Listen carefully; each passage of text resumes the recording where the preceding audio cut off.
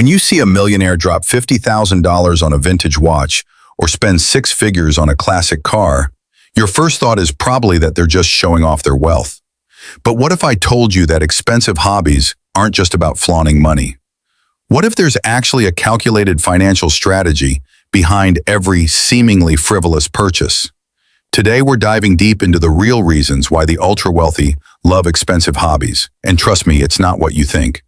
Before we uncover these secrets, make sure to hit that subscribe button and ring the notification bell, because we're about to reveal some mind-blowing insights about how millionaires really think about money. And if you stick around until the end, I'll share the one expensive hobby that's actually made more millionaires than the stock market. Let's start with the most obvious assumption everyone makes about wealthy people and their expensive hobbies. Most people think millionaires buy expensive items simply because they can afford them. It's the classic conspicuous consumption theory, where wealthy individuals purchase luxury goods to signal their high social status. While this might be true for some new money individuals, seasoned millionaires operate on a completely different level of financial thinking. The first real reason wealthy people love expensive hobbies has nothing to do with showing off and everything to do with asset preservation. When a millionaire buys a rare vintage guitar for $100,000, they're not just buying a musical instrument. They're investing in a tangible asset that historically appreciates faster than inflation. Unlike stocks or bonds that exist only on paper, these physical assets provide a hedge against economic uncertainty. Think about it this way. If the stock market crashes tomorrow, that vintage Rolex Daytona still holds its value. If inflation skyrockets, that classic Ferrari actually becomes more valuable. Wealthy individuals understand that diversification isn't just about different stocks and bonds. True diversification includes physical assets that you can actually touch and enjoy while they appreciate in value. But here's where it gets really interesting. The second reason millionaires love expensive hobbies is what I call the network multiplier effect. When you're collecting rare art or vintage wines, you're not just buying objects. You're buying access to exclusive communities of like-minded individuals who share your interests and, more importantly, your financial capabilities. These hobby-based networks often lead to business opportunities that far exceed the initial investment in the hobby itself. A millionaire who starts collecting vintage motorcycles might meet another collector who happens to need a business partner for a real estate venture. The initial $20,000 motorcycle purchase becomes the catalyst for a multi-million-dollar business relationship. The wealthy understand that relationships are the ultimate currency, and expensive hobbies provide natural conversation starters and bonding opportunities with other high-net-worth individuals. It's much easier to build trust and rapport with someone when you're both passionate about the same rare book collection or vintage wine region. Now let's talk about the third reason, which might surprise you even more. Expensive hobbies serve as sophisticated tax optimization tools. When a millionaire purchases art, vintage cars, or collectibles, they're often creating opportunities for significant tax benefits. These assets can be donated to museums or charitable organizations for substantial tax deductions. They can also be used in estate planning to transfer wealth to heirs while minimizing estate taxes. Some wealthy individuals even establish private foundations around their collections, turning their hobbies into legitimate tax-deductible business expenses. The art collector who travels to international auctions can deduct travel expenses. The vintage car enthusiast who participates in shows and events can write off related costs.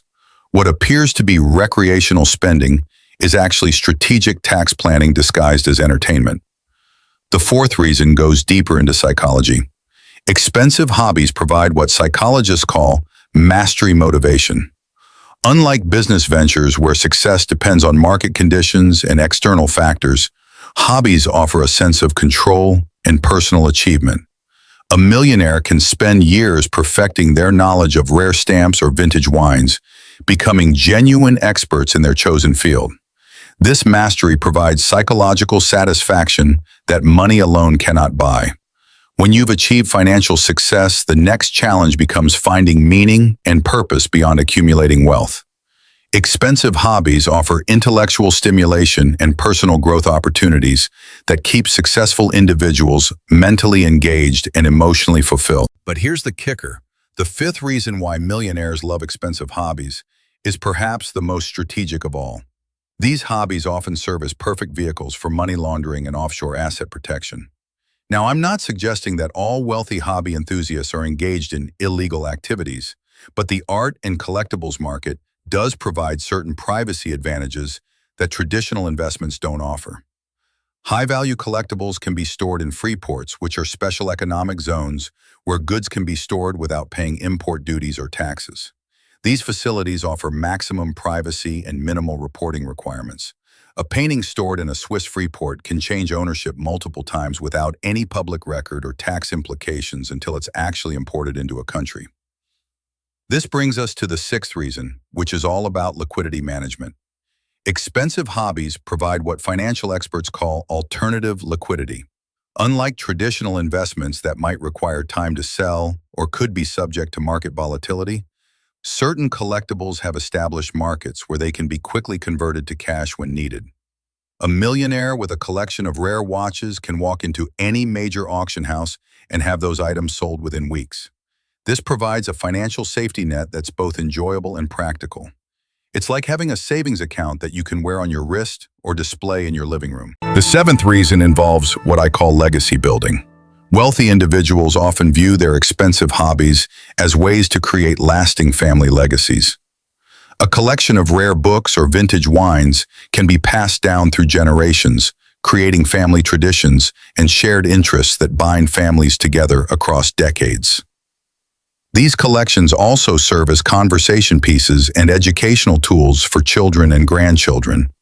A vintage car collection teaches young family members about craftsmanship, history, and the value of maintaining quality objects. It's a way to pass down values and knowledge along with financial assets. Now let's discuss the eighth reason, which focuses on market timing and economic cycles. Experienced wealthy individuals understand that different asset classes perform better during different economic periods. When traditional investments are struggling, collectibles and luxury goods often outperform. During periods of economic uncertainty, people flock to tangible assets they can physically possess.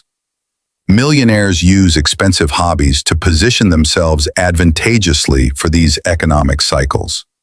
They might increase their art purchases during economic downturns when prices are lower, then benefit from appreciation when the economy recovers.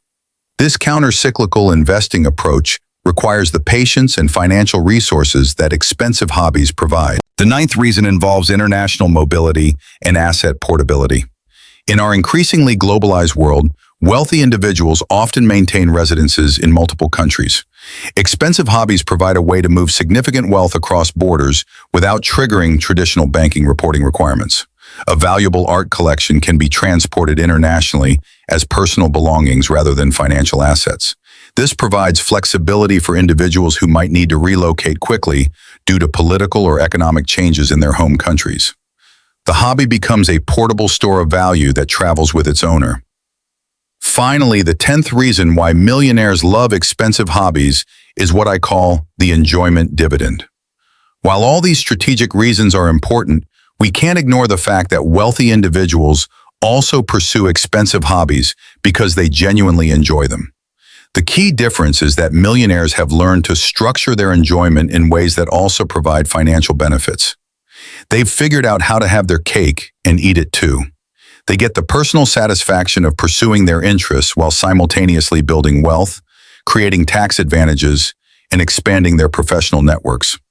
It's the ultimate win-win scenario where pleasure and profit intersect. So what's the one expensive hobby that's made more millionaires than the stock market? It's real estate investing, but not in the way you might think. Many millionaires start by purchasing vacation homes or investment properties in areas they enjoy visiting.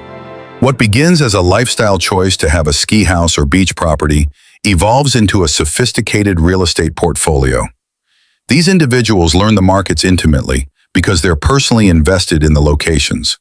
They understand local trends, meet key players in the community, and identify opportunities that outside investors might miss. Their hobby becomes their most profitable investment strategy. The key takeaway here is that millionaires don't just spend money on expensive hobbies. They invest in them strategically. Every purchase serves multiple purposes: personal enjoyment, financial growth, tax optimization, network building, and wealth preservation. They've learned to think about money in ways that most people never consider. If you're inspired to start thinking like a millionaire about your own interests and potential investments, remember that it's not about the amount of money you spend. It's about the strategic thinking behind every financial decision.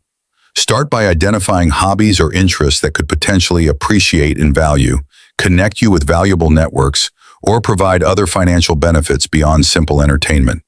Before you go, make sure to like this video if it opened your eyes to how wealthy people really think about money. Subscribe for more insights into the secret strategies of the ultra-wealthy. And let me know in the comments what expensive hobby you think has the most potential for combining enjoyment with financial returns. Until next time, keep thinking like a millionaire, even if you're not one yet.